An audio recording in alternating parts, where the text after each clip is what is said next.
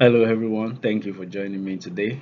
And I will be exploring the book Investing in America's Workforce Improving Outcomes for Workers and Employers, Volume 2, which I will be talking about the chapter 13, which is titled Skills to Sustain Rural Economics. My name is Babatunde Presentation, and this course is HCD 640 Workforce Development Model. Uh, The first thing we're going to be talking about today is the central theme of the chapter, which is that the sustainability of rural economies depends on reimagining workforce development through flexible, inclusive, and locally driven strategies to build skills, support innovation, and promote educational equity. So, in rural area, there's a need for the economic development, and which is depending on the reimagining of workforce development through flexible and inclusive and local driven strategies made by the stakeholders. So the significance of this chapter is that it offers practical solutions tailored to the unique challenges of rural economies. But the constraint that I saw in the chapter again is the proposed strategies may depend on the availability of the infrastructure and collaborative governance, which may be lacking in some rural areas.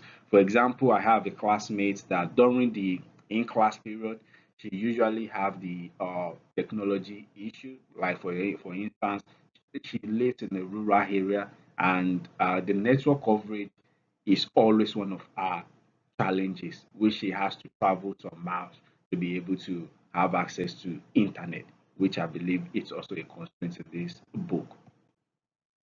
The key point of this chapter is that it highlights the mismatch between current workforce skill and modern rural economic demands. For example, I'll refer us back to my chapter 3 if you had watched a video I made on chapter 3, which talk about the fact that the workforce skill that is needed for the employer, which has to do with post-secondary school certificates.